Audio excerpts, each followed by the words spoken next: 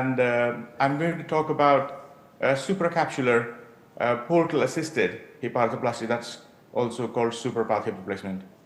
It's my disclaimer. I am a consultant for Microport. So the idea of going minimally invasive came to my mind a few years ago, and I started exploring and found out that I wanted something that was easily extensile, like into a posterior approach, because that's my familiar place to be. I wanted something that worked in a straight line with the femur. So with direct anterior, for example, you're going from the front of the femur, front of the hip, and it is not in the same line as the femur. I did not want to cut the capsule and preserve it. I also wanted something that reduced the soft tissue damage overall and not just the small skin incision. And that's why I chose SuperPATH hip replacement. Sir John Charnley, in his book of low fraction arthroplasty, mentions about preserving the capsule.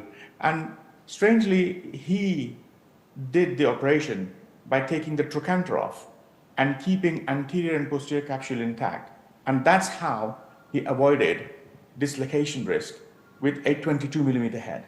So everybody else after who did not do trochanteric osteotomy approach and went through either front or back had a significant risk of dislocation because the capsule was attacked. And in his book, he mentions that excision of the capsule has never been part of the Charnley technique. And in fact, preservation of the capsule was the teaching, and for a very good reason.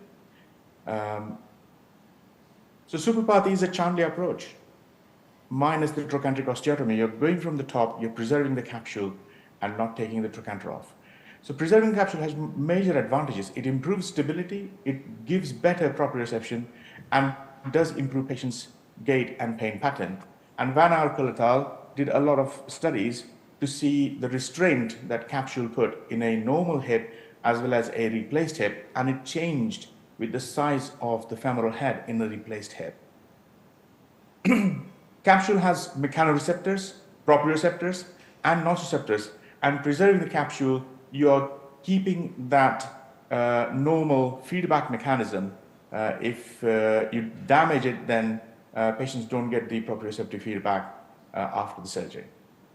So going straight back to operation now, I always take a templated view and template the hip so you know what operation you're doing and what implants are going, where they are going to sit, because when you're going through a smaller approach, you want to know exact and precise location for it. So the procedure is performed in the same way as a posterior approach with patient in lateral position.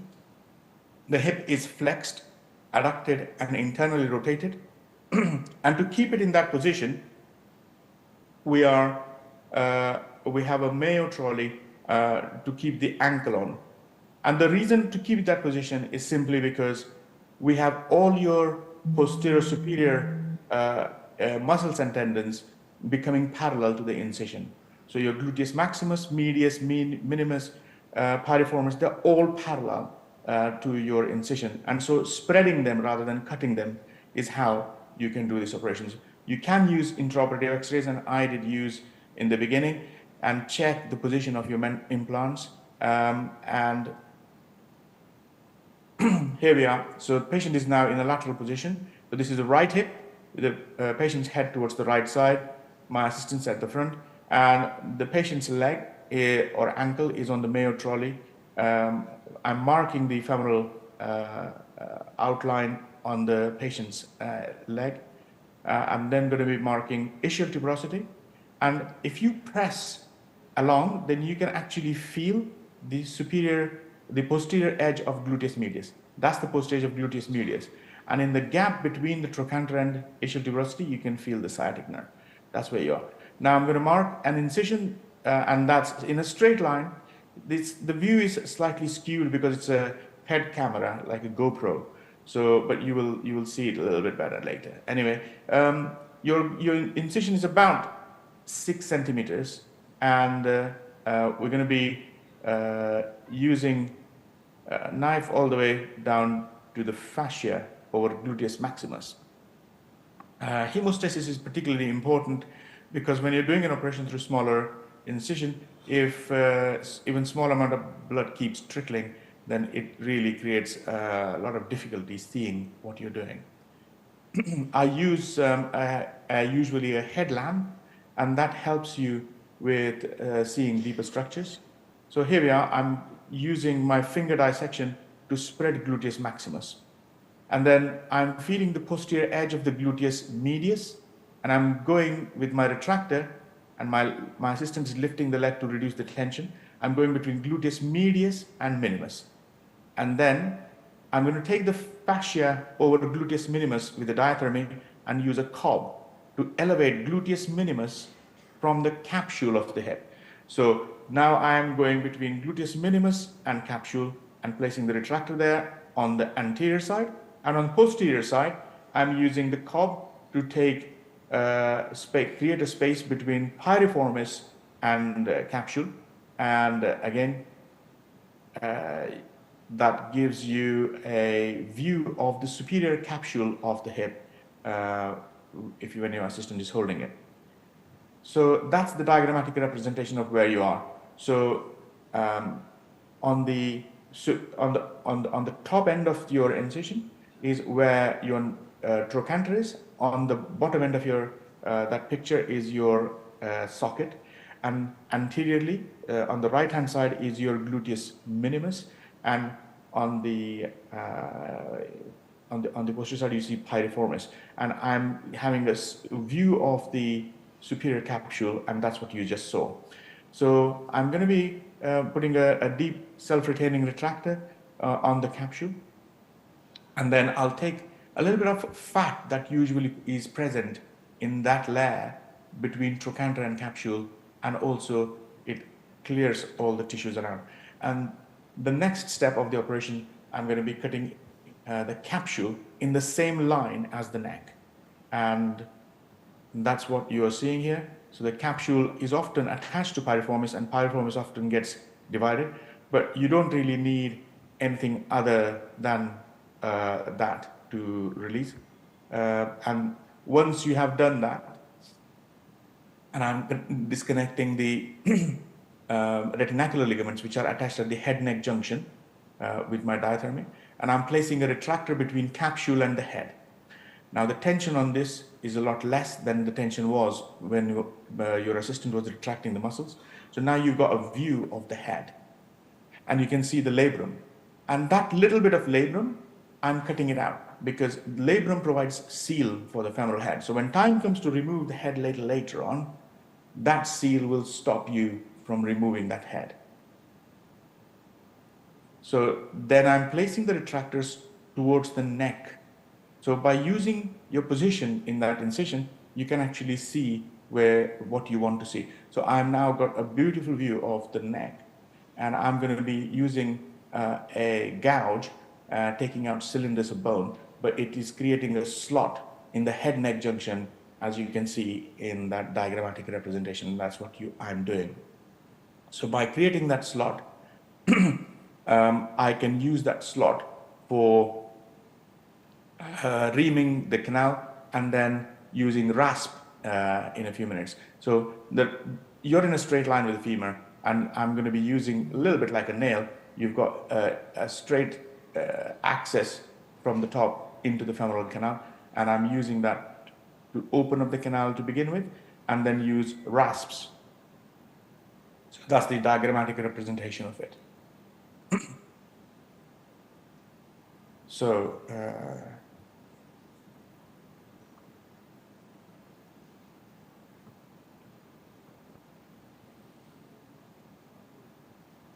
that's the rasp, and the rasp has connection onto the handle, and I'm using that to hammer it in, and this is how it locks in, as you can see. And because it's in a straight line, it doesn't occupy space, and you can see from the top. I keep a hand over it simply to stop blood splatting back at me, but otherwise you can see exactly how far it is going, and that's the next part of your operation. So you want to see how far the rasp is gone, and this is the picture, and you can have an idea of the top end of your rasp from the neck or trochanteric neck junction area, and you can replicate it exactly as your original planning. And that is a small device that gives you an idea of where your center of the head will be when you do the operation.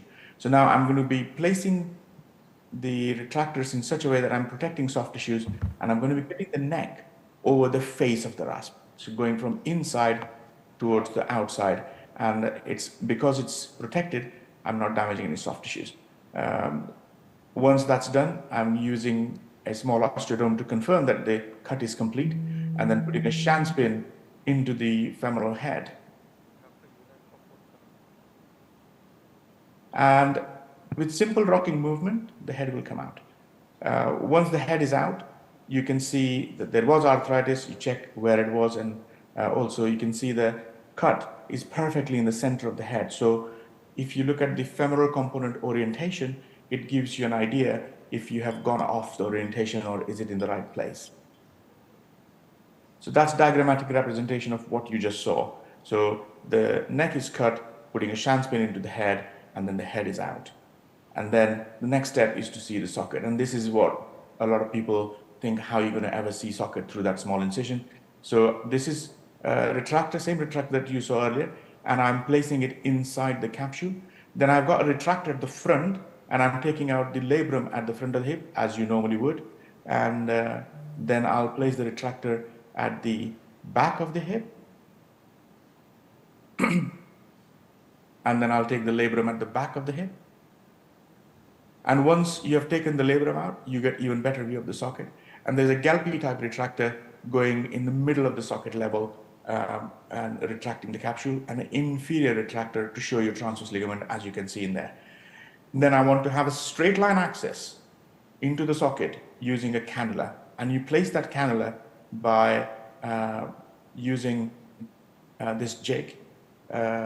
It's only a small incision. And then I'm going to extend the hip to make the sciatic nerve fall away, and I'm going behind the femur into the socket and using that jig, and that's the diagrammatic representation of what you just saw. And we're going to use that cannula as a means to access the reaming and placing the socket. So you've got 360 view of the socket. This is the basket going from the main wound and the reamer going from the cannula, and you meet inside the patient, and then you ream it. So I'll go right to the bottom, and so this is the final reamer. I've reamed it all, and I'm taking the basket out. So you can see how you've reamed. You can see the medial wall, anterior, superior, posterior, all around. And if you're happy, that's where you want to go. Then you go to the next step, and that's the diagrammatic representation of what you just saw. So now you want to put the socket in. So the screw that goes in for your access, initial access, that's the same screw going into the real socket. And that allows you to control the version from the top and inclination using that handle. And also the handle allows you to turn so that your screw holes are in the right place.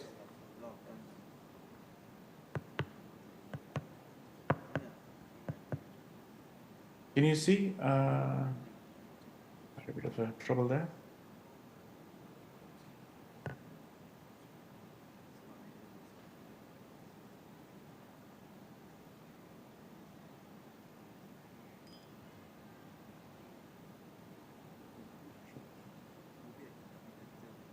So I'm hammering the socket in. So it goes a little bit medially and then superiorly, and you can stop at any point, use the suction, and you can see where the transverse ligament is and get a full view. Then you can unlock that screw in the middle, and I'm going to place a retractor at the front, and like in a standard posterior approach hip, you would take the osteophytes out using an osteotome. Dr. Ashwin, yeah. What is the important tip at this for this cannula? It should not damage the sciatic. Any specific tip you will give? Because that cannula which is going behind the femur, yes. Should we be worried about, or the jig is sufficient to take care? Sciatic is actually far away from that cannula. And I had the same anxiety when I started the operation, and I used to go right up close to the femur to avoid it. But then if you do cadaveric studies and see it in the patients, well, in the cadavers, you realize that sciatic is really quite far away.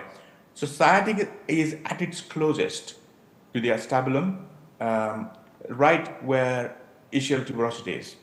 But you go further down, sciatic falls away, and you are almost just above the level of gluteus maximus incision, gluteus maximus insertion into the femur, where you're placing that cannula. So that at that place, sciatic is very mobile, and it's way away from where you need to be.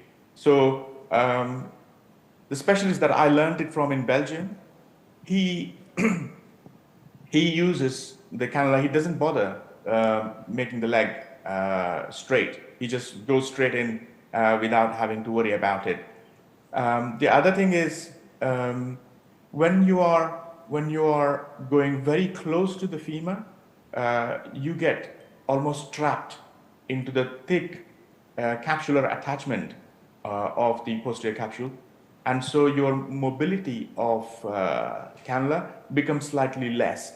So you want to be in the middle of the wound when you are using reaming, and that happens with the front retractor. So that in that picture you will see retractor is being held by the assistant, and that brings the posterior cannula in the middle of the wound, and that's how you ream and implant the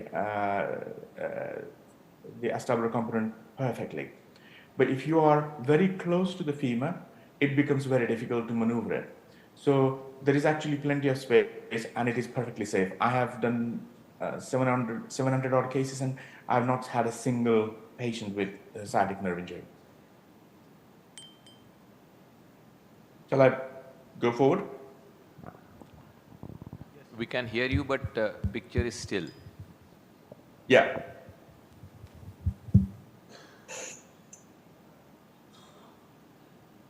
So once you've put your socket and liner, I'm using a modular neck and head, and then I'm going to be placing them together to do a trial reduction. And once trial reduction is satisfactory, I'll remove them both. I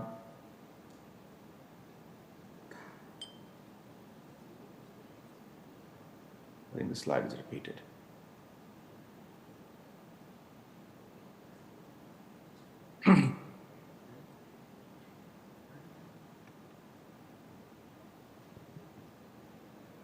So once you're happy with your trial reduction, you put the real implants in. So this is the real implant. So that's the femoral head going in to the wound. The rasp is already out, and I'm using the Korai type stem that is manufactured by Microport. It goes in, and there's a mushroom impactor that you use to place it.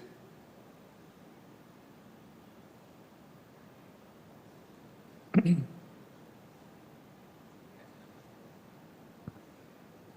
then I'm going to use a T-handle to reduce the hip.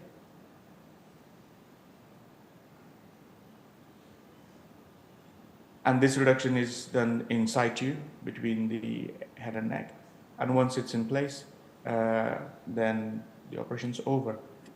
You can, at the end of the operation, suture the incision in the capsule and also reattach piriformis back to the posterior edge of gluteus medius as you're closing. So that's the diagrammatic representation of what you just saw. And that's the view of the implants in place. And that's the stem that you just saw going in. You can use a cemented stem through this approach, so you don't have to necessarily use uncemented implants. This cemented stem is newer, but you can do a hybrid procedure with this technique. Typical incision is about 6 centimeters, and you can reproduce the templating views. So in this picture, the left hip, which is already there, wasn't my side, but the right one is. And so we looked at our patients and saw, can we put the implants correctly? And it was presented in E-Foot. So 283 cases, average inclination of 41.4 degrees with plus minus 5.23 degrees, and average subsidence of 0.45 plus minus 1.1 millimeter, and average leg length discrepancy of 0.15 plus minus 1 millimeter. So I have one question. In case if needed, how do you put acetabular screws? Is it possible with this approach? Yes, you can. So With the same cannula?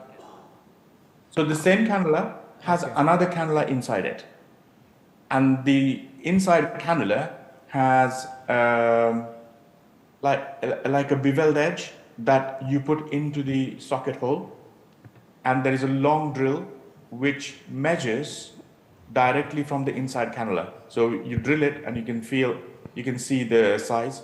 You open the screw and you have a screw holder that you connect. So the screwdriver also goes through the cannula and connects inside the patient, and you put the screw in. I have put the screws in probably about 8 cases, so less than 1 in 100, but you can put screws in. Ashwin, that was an excellent demonstration of this superb technique. Thank you very much for that. Can you... I'll take you through a few other... Thank you. I'll take you through a few other bits and pieces of sort of questions that people commonly ask. So how long does it take? 60 minutes for the procedure, but including anesthetic time, approximately 110 minutes. But I started off with 200 minutes and went over to 110, so it was longer to begin with, and it came down in first 20 cases. You can use image intensifier, and I used it on every single case for the first 40, and then I dropped down as I got more comfortable with it. The difference between standard and SuperPATH hip replacement, so my first 20 SuperPATH were matched for age, sex, comorbidity, BMI with Hardinge, because that's what my colleagues do. And there was a statistically significant less pain, shorter length of stay, and no complications. Functional outcome after 270 cases presented in academy. 80% of patients give up crutches at 2 weeks, average length of stay 1.2 days. 70% of patients don't need opioids after surgery, so pain is a lot less. They can drive, if they were driving before, 75% of cases at 4 weeks, etc. 9 to 10 out of 10 patients happy or satisfied. So we compared bilateral patients, so patients who had previously had a standard hip and then had a SuperPATH hip, and you can see in 72 cases there was statistically significant early recovery with time to give up walking aids, walking same as preoperative, and driving were statistically significantly better. And in that picture you can see on the bottom right, they are the figures. Complications, 710 cases over 7 years, 0.6% periprosthetic fractures within first 3 months, and I consider anything that happens within the first 3 months probably was connected to surgery, although some of these patients did have significant injuries like falls, etc. No deep infections, 2 superficial stitch abscesses, no thromboembolism. 1 patient had traumatic dislocation when a big dog jumped on her in the park, and it was reduced and stable afterwards. There was 1 other revision for metallosis when there was a cobalt chrome head on titanium stem, and I don't know exactly what. We have sent it for metal analysis, but it hasn't come back yet. 3 patients had psoas irritation, average of 18 months after surgery, all settled with injection and physiotherapy. None of them required psoas release or any further. And this is important because if you look at patients who had direct anterior, psoas irritation is a major problem. So this gives you a scale. It's about 0.5% in the 710 cases. Survivorship, 99% at 7 years for revision for any cause, and 100% for aseptic loosening as endpoint. Thank you.